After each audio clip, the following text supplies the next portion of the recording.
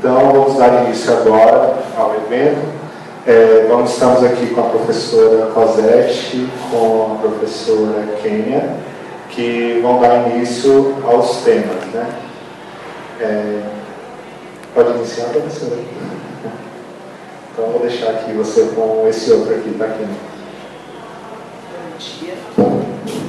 Alô, bom dia. É um prazer estar aqui no terceiro seminário. Eu vou precisar de ajuda para o PowerPoint e acho que a gente tem bastante coisa a falar no mundo que está digital, desigualmente digital.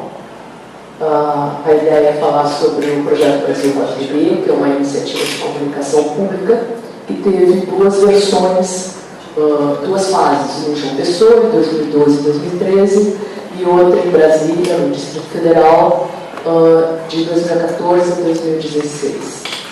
Pode passar.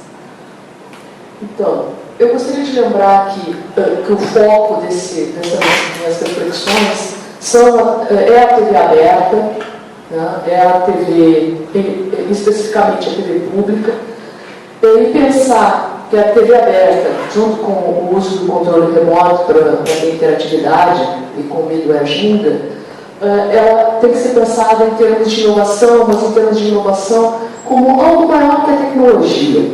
A inovação sendo pensada como algo que inclui educação, cultura e comunicação, estratégias de comunicação, porque, como a gente vê com o meio agenda, quem é conhecido não é usado. E é isso que nós vamos ver no processo desse trabalho. Aquela foto era da João Pessoa, na Paraíba, famílias da classe E, utilizando os primeiros aplicativos de TV digital desenvolvidos por 4 universidades brasileiras. Pode passar. Então, um pouquinho da realidade brasileira. O Brasil tem 207 milhões de habitantes, 98% da população urbana tem televisão e assiste televisão, bem-vindo. 96% da população rural assiste televisão e só 10% dessa população rural tem internet. 224 milhões de celulares em uso, mas 67,4% são pré-pagos, esses dados são da Anatel, de dezembro de 2016. 56% da população brasileira tem acesso à internet pelos celulares. Nós somos compradores de horas, a gente usa celulares pré-pagos substancialmente, e mais do que isso, não é só que eles sejam pré-pagos. Os aparelhos em si são ainda de segunda geração. Esses números chegam a 51% dos celulares do Brasil, e são dados da União Internacional de Telecomunicações. Pode passar. E quando a gente fala de... um pouquinho antes. Quando a gente fala de tecnologias digitais interativas, né, são os nossos públicos. E aí, agora sim, pode passar. Nós temos no Brasil 5% de 5 incluídos que falou em tecnologia, já está sabendo de tudo e tem dinheiro para comprar. Pode passar. Nós temos mais uma... Pode clicar de novo, por favor? Nós temos uma classe média alta, que na classe média 82% da classe média brasileira tem acesso à internet e 95% da nossa classe alta tem acesso à internet. Eu estou usando essa... Por favor, volta um minutinho. Eu estou usando essa foto não por acaso. Essa foto tem uma razão de ser. Parece propaganda de margarina, né? Só que agora é com tecnologia. Todo mundo é branco, simpático, vive numa casa perfeita, com escadinha ainda por cima, pessoal. Né? Parece propaganda de telenovela. Agora sim pode passar. No entanto, mais de 50% da população brasileira se declara negra ou parda. 37% das famílias, a mulher é a cabeça do casal. Ou seja, isso significa mais de 70 milhões de famílias no Brasil. Em 42% dos lares brasileiros, as mulheres vivem sozinhas com seus filhos. Então, no primeiro caso, elas têm um marido, mas elas são a cabeça, ganham mais. E no segundo caso, elas simplesmente sustentam toda a casa sozinhas. Isso significa 86, quase 87 milhões de Ou seja, aquela família branca, bonita, de pai e filho, marido, mulher, 2 filhinhos, é a minoria no Brasil. Das classes C e D, desculpa, deveria ser D e E, houve um erro, apenas 28% têm acesso à internet e majoritariamente através dos celulares. Os celulares têm um grande papel, as empresas celulares do Brasil estão super felizes, né? Ainda mais tendo elas fazendo parte da EAD, né, que eu vou falar um pouquinho depois, tendo ganho um leilão de 600 MHz. Pode passar. Opa, já passou e eu não sabia. Volta um minutinho só para... então tá. Nesses 28% que têm acesso à internet, principalmente pelos celulares, eles seguem na televisão. Agora sim, pode passar as fotos. E aí nós temos alguns públicos interessantes para falar. Nós temos os taxistas que veem televisão no carro quando trabalham e serem um bom público para usar a interatividade, mas nem sabem o que é. Nós temos, dentro da classe D, E e da C também, nós temos, eu vou ter essa foto de propósito, meio distorcida, para mostrar como é que as pessoas de idade, e eu falo de terceira e quarta idade não é um termo reconhecido, é um conceito que eu uso, porque hoje não posso dizer que 60 anos, 70 anos ainda seja, né, só a terceira idade. A partir dos 70, 80, nós podemos falar de pessoas ainda ativas, trabalhando, pensando, né? Então, inclusive, os conceitos têm que ser revistos. Mas essas pessoas têm problemas físicos importantes e principalmente de visão, que vai diminuindo. Por isso que eu fiz essa foto um pouquinho borrada.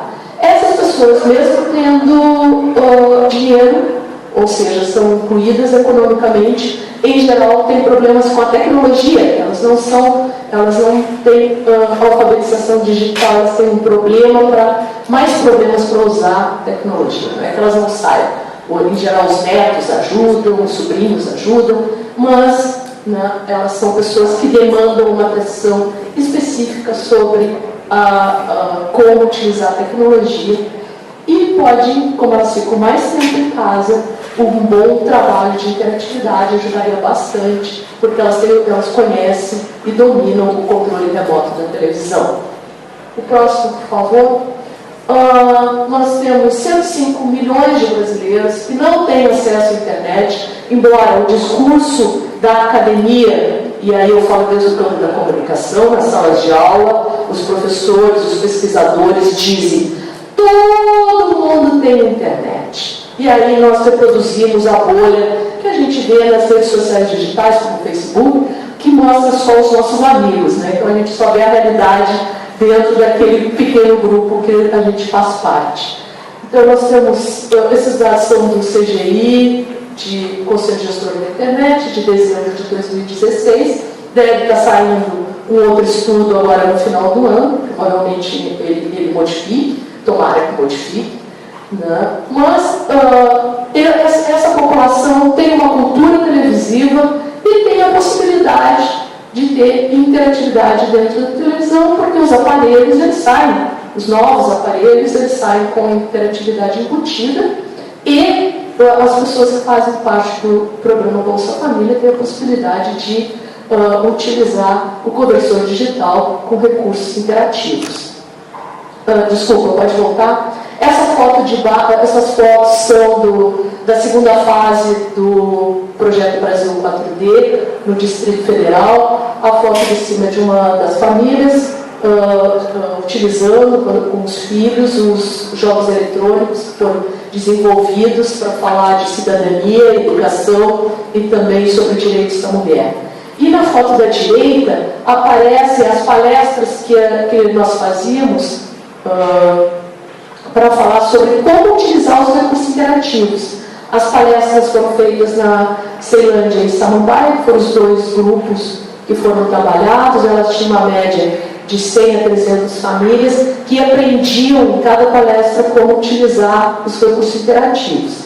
E uma das coisas que a gente notou quando chamava as pessoas para testarem, né, os recursos interativos na prática, ali, depois da palestra, era, por exemplo, a pessoa não sabia ler, então ela chegava na frente, ela ficava com vergonha, porque ela não sabia o que dizia, ela conhecia números, é uma pessoa que se vira bem com números, ela pode usar o celular, ela até consegue fazer coisas básicas, mas ela não sabe ler frases completas.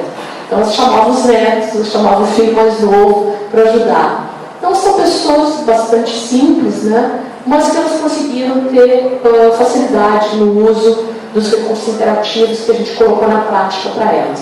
E foi bastante importante até para a gente ver os níveis de dificuldade, porque são analfabetas digitais, né? Elas têm dificuldade mesmo, é muito diferente. Por isso que eu falo sair fora da nossa bolha.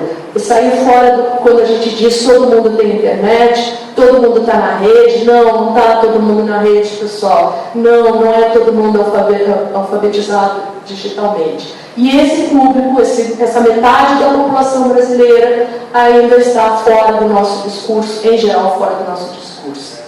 O próximo, por favor. Então, quem é esse público que é excluído? A gente está no seminário de mídias digitais e eu venho falar aqui de quem não está na internet, né? Ou que usa celular, pai de santo, né? Aquele que só recebe e que recebe para trabalhos temporários, principalmente, mandar pequenas mensagens. Quem é? Vamos lá. Podemos ver. Quando a gente fala, eu estou falando especificamente desse grupo estudado,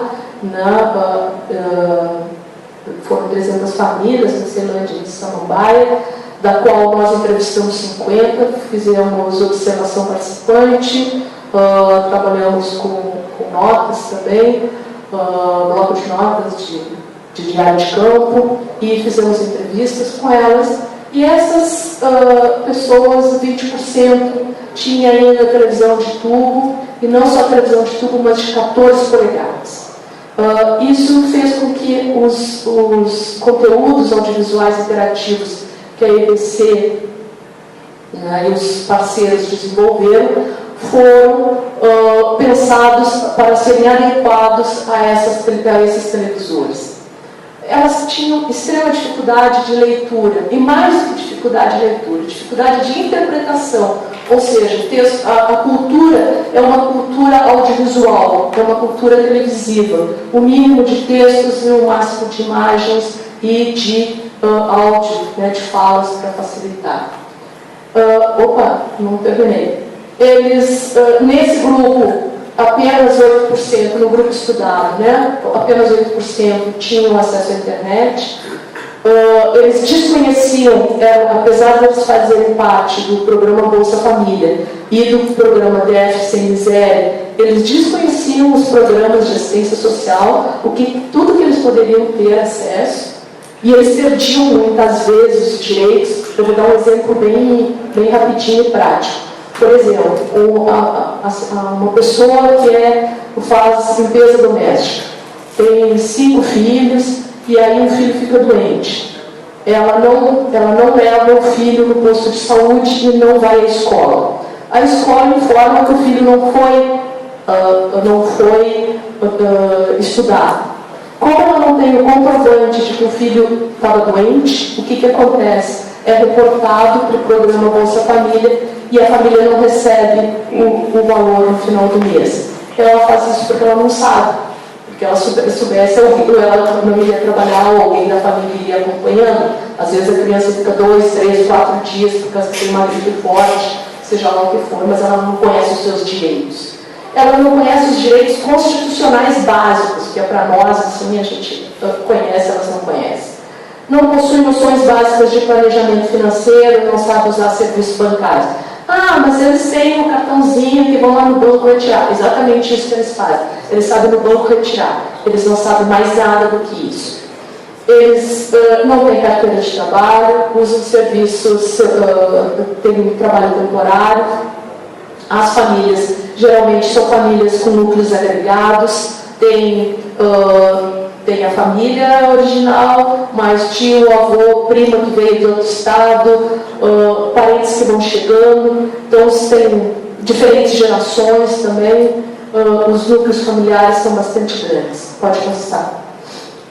Pode ir, a TV digital. Então, aqui a gente, como eu disse no começo, a proposta de pensar a televisão digital aberta e interatividade através do livro Argila, são camadas de software né, que possibilitam o uso da interatividade através do controle remoto na própria televisão, como um espaço de conhecimento e de informação pública, porque o projeto é desenvolvido pela Empresa Brasil de Comunicação, que contou com 50 pessoas, mais ou menos, entre empresas, universidades, governo federal, governo distrital, ministérios, né? Foi um grupo bastante grande. Aqui eu estou usando ainda um material lá do grupo da PUC de São Paulo, né? da PUC do Rio, desculpe, lá do Fernando Luciano Gomes, que mostra os possíveis canais, com vários conteúdos ao mesmo tempo. Vamos passar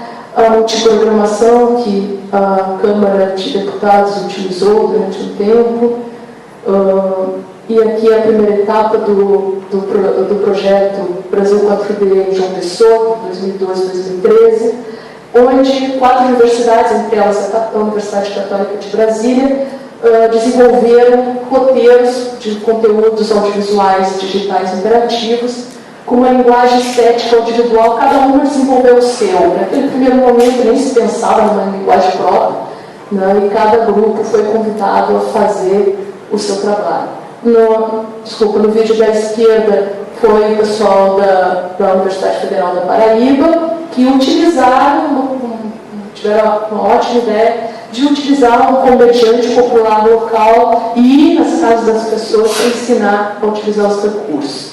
No segundo, foi um vídeo aqui da Universidade Católica falando sobre saúde. Vamos passar?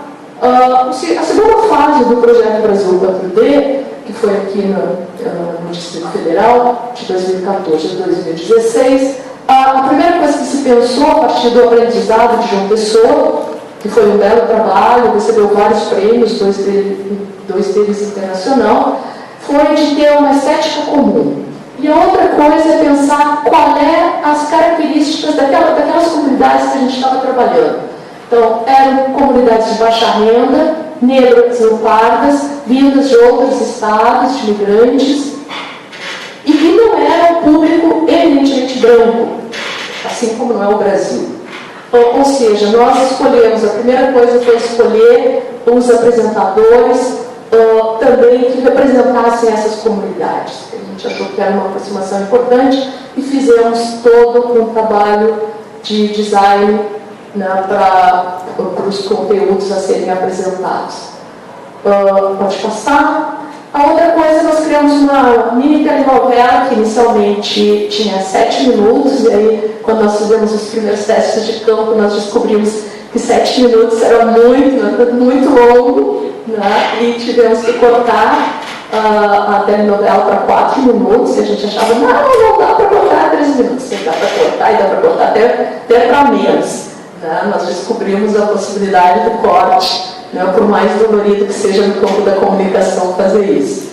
E essa historinha audiovisual, essa ficção, foi baseada também nos primeiros trabalhos de campo que a gente fez visitando as famílias. Por exemplo, a gente teve o Sol Nascente, na comunidade do Sol Nascente, que é a segunda maior favela da América Latina. Né? E nós trabalhamos junto com os representantes da comunidade. E nós não volta, porque quando tu estudou? Até o 4º ano. Puxa, que nem eu! Né? Então tem todo um trabalho assim, de puxar para o dia a dia, puxar para a vida das pessoas. Aí então eu estou só trazendo fotos, pode passar. Também trabalhou muito a questão da saúde, onde as carretas da mulher, a carreta da saúde ao passar, também questões sobre a mulher, sobre violência doméstica, a gente tratou uma vizinha que apanha do marido, então a gente também teve cuidado de não ter violência doméstica dentro da casa, mas no vizinho. Tratamos de temas com eles, eram temas financeiros, saúde, direitos da mulher, cidadania, saúde financeira, vão passando. Emprego, como conseguir vagas para emprego. Aqui é um dos videojogos que foram desenvolvidos lá pela Fivale, na área de games, e que as crianças gostaram muito de participar. Pode passar. E aí, uma das coisas que a gente avaliou é quais foram os agentes de mediadores desse processo de comunicação que nós fizemos na segunda etapa do projeto Brasil 4D. Tiveram vários agentes. Nós tivemos os gestores e agentes públicos do governo do Distrito Federal e do governo federal, que foram os responsáveis pelos conteúdos. Nós primeiro fizemos reuniões com eles, depois nós fizemos oficinas para ensinar para eles como desenvolver conteúdos audiovisuais interativos, nas quais, inclusive, o Watson foi um dos professores que nos ajudou nesse trabalho. Aliás, o Watson participou de todo o projeto. Nós tivemos os coordenadores do projeto pela Empresa Brasil de Comunicação, que foram responsáveis pela organização, desenvolvimento e implantação do projeto. Nós tivemos consultores em interatividade, narrativas para a TV digital interativa, que aí é onde eu entrei, responsáveis pela capacitação das equipes e garantia dos objetivos da comunicação interativa. Nós tivemos os desenvolvedores de programas de aplicações interativas, redatores da equipe de produção de conteúdos audiovisuais interativos, engenheiros de sistemas, rede equipe técnica de da TV Brasil e da EBC, gestores de programação interativa, responsáveis pela atualização e gestão da informação, porque todo dia tinha que estar atualizando as informações, designers das interfaces interativas, e representantes comunitários que participaram do projeto de produção colaborativa e realizaram monitoramento do projeto junto aos públicos. Uma coisa que a gente sentiu é que, quando houve o sorteio foi feito pelo IBER, Instituto Brasileiro de Econômica Aplicada, Pesquisa Econômica Aplicada, foi ele que, junto ao governo do GDF, fez o sorteio. No sorteio, algumas agentes comunitárias não entraram.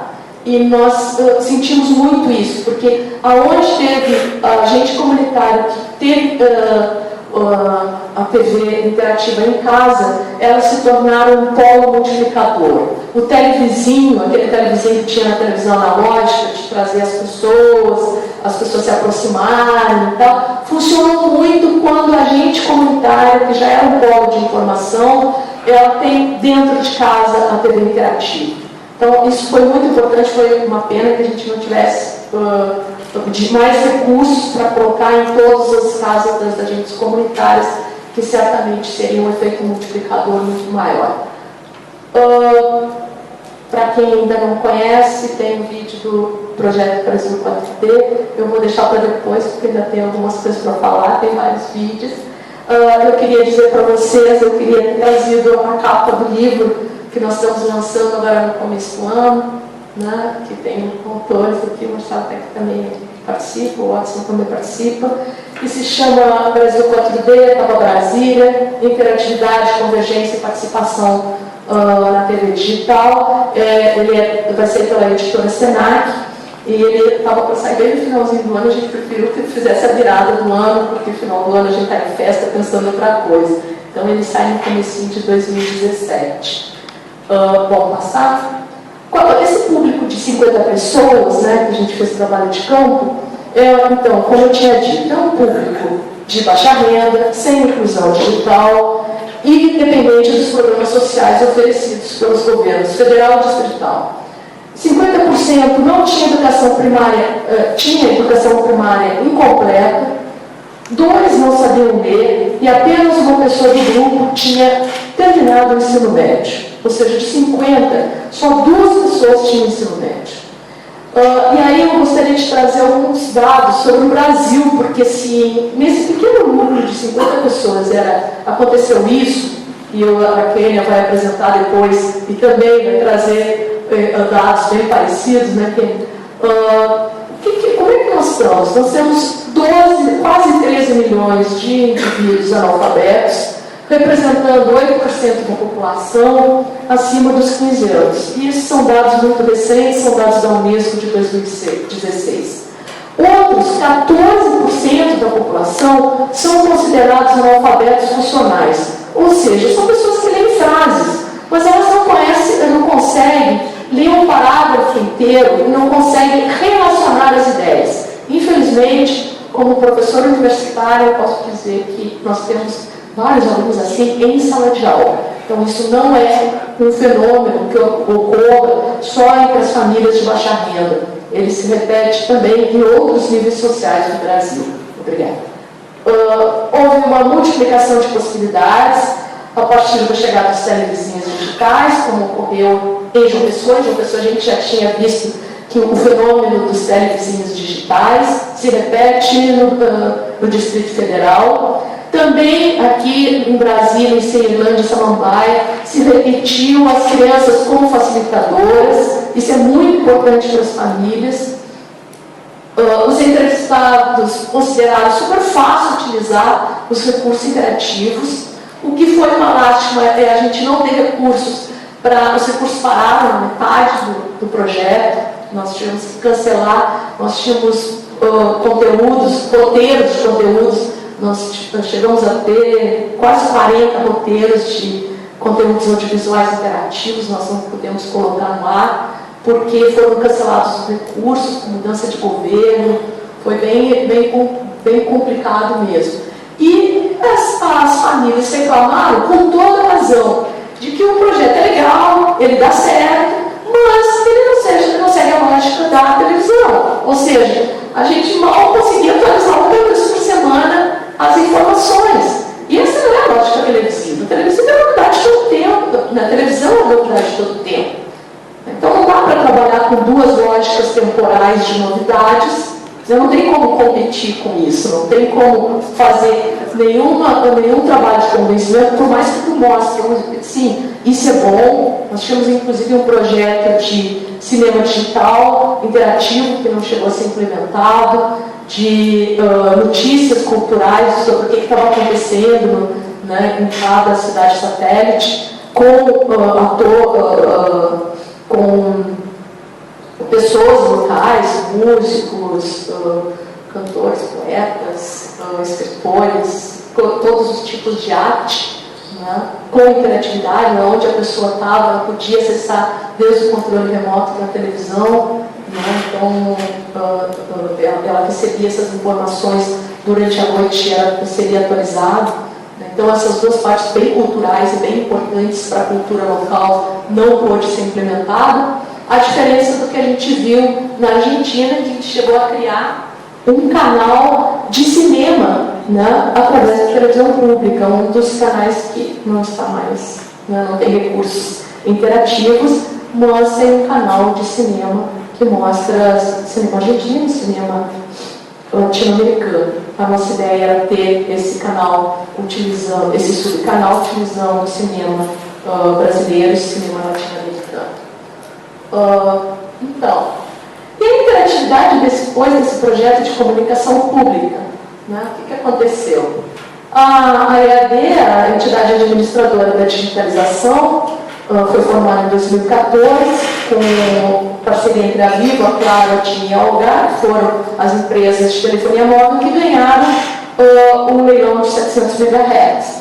Mas o GIRED, né, que é o grupo gestor da digitalização, o GIRED ele tem participação do governo federal, de empresas de televisão, empresas de informática, de software, empresas de aparelhos de televisão, representantes das universidades também, e tinha participantes também dentro do governo federal da Empresa Brasil de Comunicação, algo que não ocorre mais. A Empresa Brasil de Comunicação, depois, a partir do governo Temer, abriu mão da participação, né, não quis mais, não se interessou mais nem por televisão digital, nem pelo projeto Brasil 4D, e menos ainda sobre interatividade. A próxima. Desculpa, só um minutinho. Aí na página está mostrando que existe a possibilidade de mobilidade, de interatividade. Isso é o máximo de interatividade que foi falada sobre esse tema nas campanhas da EAD também, para poder falar sobre isso melhor, né? Lembrando que se não fosse um projeto que eles desenvolveram, não se falaria, as pessoas envolvidas no projeto não saberiam de nada sobre interatividade. Então, obrigada ao trabalho individual do grupo, né, porque não foi um trabalho oficial sobre interatividade. Passando, nós tivemos a campanha piloto em Rio Verde, onde não se falou de interatividade, também foi uma iniciativa individual de uma das participantes do projeto. Nós temos 135 cidades já com interatividade. Opa, olha o meu desejo. Pessoal, isso é um ato falho, como diria Freud. O meu desejo é que 135 cidades brasileiras tivessem interatividade, mas não tem. Elas foram digitalizadas. Houve o apagão analógico.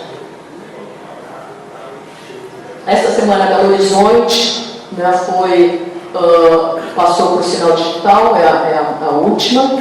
E vou passar aqui a parte dos vídeos. Na próxima, quando a gente abre o site da televisão digital brasileira, né, as grandes informações sobre o que temos de vantagens na passagem do mundo analógico para o mundo digital é que a TV é aberta, não tem gratuita, tem sinal com alta definição e pode ser assistida em comunicação móvel. Ou seja, vamos valorizar os aparelhos celulares, já que a campanha é uma campanha que é feita e desenvolvida também com o apoio das companhias celulares. E toda a campanha do Seja Digital agora é voltada para a questão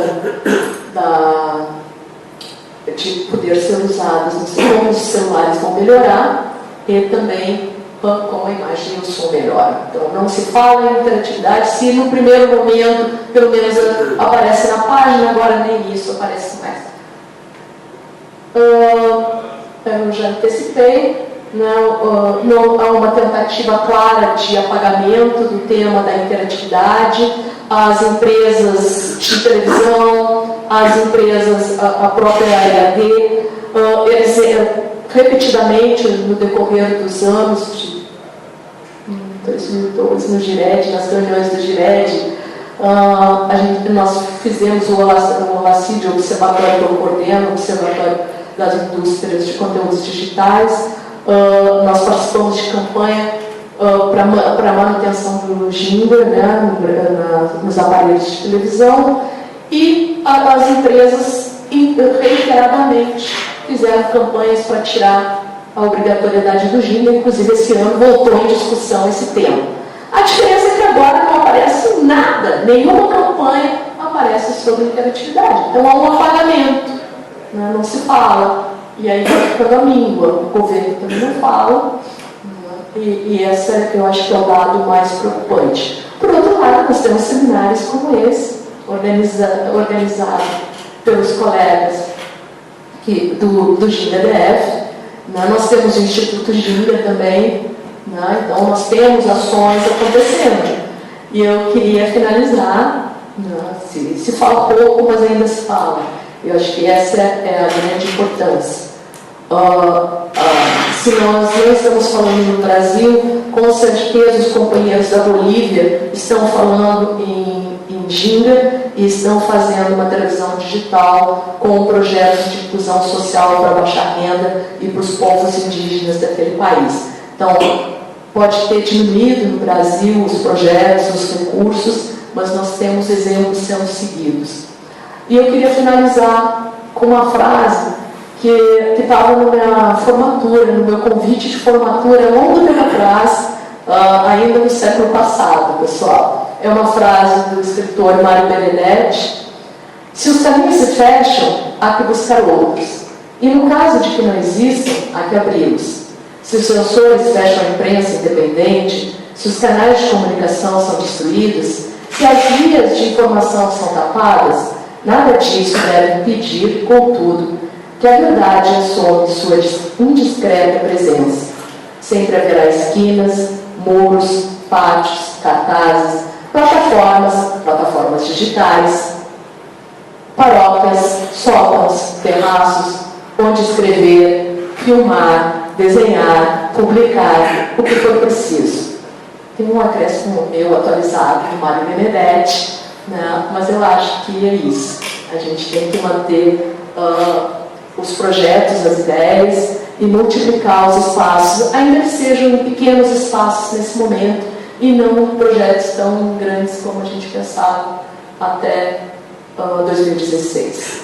Eu agradeço a todos a atenção. Boa noite.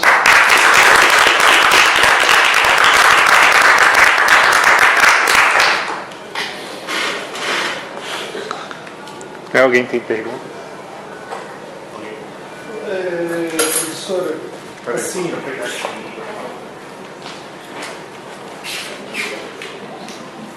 alô. Bom dia. Agradecer a presença, a explanação e fazer uma pergunta, porque também assim, a tecnologia de maneira geral ela não avançou, né? Ela voou em velocidade ultrassônica, né?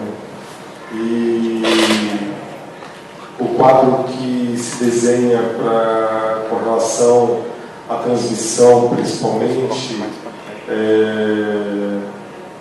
não é nada animador, porque esses espaços de transmissão que a gente hoje tem contato com eles também, eles estão ficando obsoletos, né?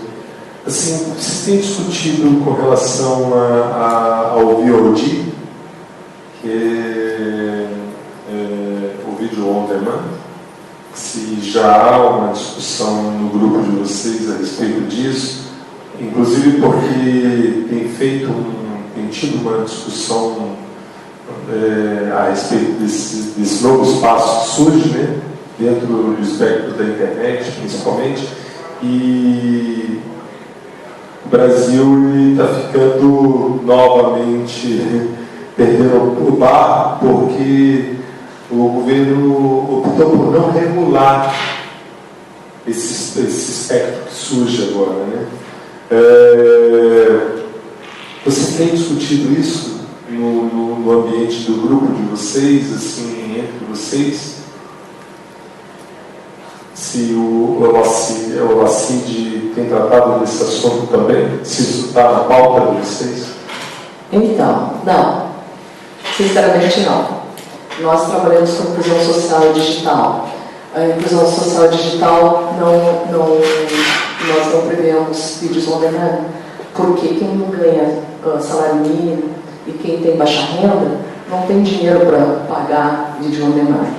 Nós trabalhamos com vídeos gratuitos, nós pensamos gratuidade e não essa parte, mas eu acho que tem colegas aqui que poderiam responder melhor que eu, né?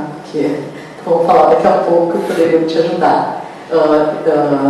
Inclusive eu falei agora há pouco para Portugal, num congresso de TV digital, e os companheiros europeus ficam super entusiasmados, né? Cada vez que a gente diz que o projeto de interatividade está passando por um momento de baixa, eles ficam, opa, vídeo on demand, então. Né? A primeira pergunta que eles fazem, eu digo, olha, se vocês pensarem, né, que sim, a classe média compra vídeo on demand. Né? A grande questão é se nós vamos pensar internet e televisão para a classe média e para a classe média alta, ou se nós vamos pensar para todo o país. Se a gente for pensar para a classe média, ela consome, olha os números de Netflix, por exemplo. Tá? A grande questão é de que a gente faz com esses 105 milhões de pessoas que não estão em lugar nenhum. Eles só estão na televisão, sabe? Obrigada, Ken. Eles só estão na televisão. E só estão na televisão aberta. Então, a gente está aí de novo, eu volto à ideia de bolha. Porque é ótimo para nós, vídeo on demand, para quem tem salário fixo, família pequena. E isso que me assusta. Porque são soluções para determinados grupos. Né? É aquele discurso que eu tinha falado no começo. Todo mundo usa internet. Todo mundo quem, pessoal? Todo mundo nós. E olha que aqui na universidade nós temos problemas graves. Não pude nem passar os vídeos. Né? Então, temos problemas graves diários. Então, para quem a gente está falando? Para quem é esse público? Claro, a gente pode fazer um vídeo, baixar um vídeo on demand, numa associação, num grupo, num espaço religioso, num espaço sindical, num espaço de entretenimento cultural. Mas não para que é uma solução para esses 105 milhões de pessoas. Mas alguém vai ter que bancar de qualquer forma. Ou vai fazer vaquinha. Como é que nós vamos fazer isso? Então, não, o nosso grupo não pensa isso. A gente tem um monte de gente pensando isso no Brasil e a gente acha bem legal que tenha gente pensando, mas nós queremos soluções, ainda soluções coletivas, em tempos de soluções pouco coletivas e cada vez mais individualistas. De soluções solidárias em tempos de pouca solidariedade. Não sou contra, porque eu também uso Netflix, eu uso todos, mas eu tenho clareza sobre isso, sobre que cada vez menos nós temos esse olhar para esses 105 milhões, que está crescendo, tá? Né?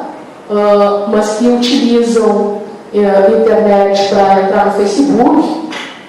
E, infelizmente, uma pesquisa deste ano mostrou que 60% dos brasileiros acham que a internet é o Facebook, não sabem a diferença. 60% da nossa população, isso é gravíssimo. Eles só entram na internet para ver o Facebook. Então, que é boa parte das pessoas que usam pré-pagos também. Então, eu acho que a gente tem que pensar, seguir pensando, ter grupos como nós que ainda seguem pensando em inclusão para esse público. Não sei se eu te ajudei, mas te agradeço a pergunta. Olá. Cosete, tudo bem? Prazer. Rafael Diniz. Oi, Rafael. Deixa eu Também com o Luiz já. Estou me apresentando que está filmando, né? Isso. E eu acho importante lembrar aquele projeto Quero Ver Cultura, né? Porque todas as caixinhas do set-top box que estão sendo distribuídos, ao menos os de São Paulo, vários que eu vi, tem um aplicativo do Quero Ver Cultura dentro. E o Quero Ver Cultura é um modelo de vídeo on demand, que é o que o Gui fala que é o push body, né? E é muito interessante, porque hoje eu acho que a internet no Brasil, eu acho que os dados de 2015 é que a internet média, para quem tinha, né, que é a metade já da população, e a metade da metade que tem PC terminal em casa, era 3.5 megabits. Né? A TV digital chega a 16 megabits por segundo. Então a TV digital é mais rápida. Ele deve transmitir vídeos que possam ser assistidos pelas pessoas na TV a hora que ela quiser, através do broadcast. É um modelo de vídeo on demand que pode ser muito mais inclusivo do que esse vídeo on demand que você paga, tem que ter uma conexão de banda larga, né? Enfim, eu achei importante só lembrar que tem um vídeo on demand do broadcast. Claro que sim. Esse projeto, então, é o que eu estava comentando antes, né, que a gente queria fazer aqui em Brasília também, foi um projeto que foi pensado junto com a EBC, com a Empresa Brasil de Comunicação, com a Prefeitura de São Paulo, com o interior do Haddad, né? A diferença é que ali faltou um ponto a mais também, que era fazer interatividade junto. Então eles oferecem o vídeo, mas não tinha interatividade, onde as pessoas pudessem escolher os vídeos, comentar sobre eles, né? O trabalho da interatividade mesmo, de um diálogo dentro da televisão. Mas é importante que já era o primeiro passo. Né? Aqui a gente não conseguiu implementar, foi uma lástima. Então, existe um espaço, é possível utilizá-lo com interatividade. Então, nós temos esse potencial. E potencial para várias áreas, né? Para saúde, economia, ciência, educação online. Né? Desde a pessoa que faz a marmita e pode melhorar a comida e não pode sair de casa e aprender, ela não precisa ela pode fazer isso recebendo um programa, uma programação sobre isso e sobre a comida, as características de cada local. É bem simples, é bem prático isso, mas isso se chama sobrevivência. Né? E não necessariamente tu tem um canal tu vai fazer isso pelo canal aberto e não necessariamente pelo canal por assinatura, que a maior parte da população não tem e não assiste. Né? Então, esses caminhos para sair da bolha, né? E eu acho que esse trabalho de cultura e de filmes era super importante. Obrigada. Pois, vai lá. É meio... Alô? Quem está falando é Marcelo Moreno, sou da UFJF e também é representante do Fórum Sistema Brasileiro de TV Digital, da PUC do Rio. Eu me lembro, Cosete, né?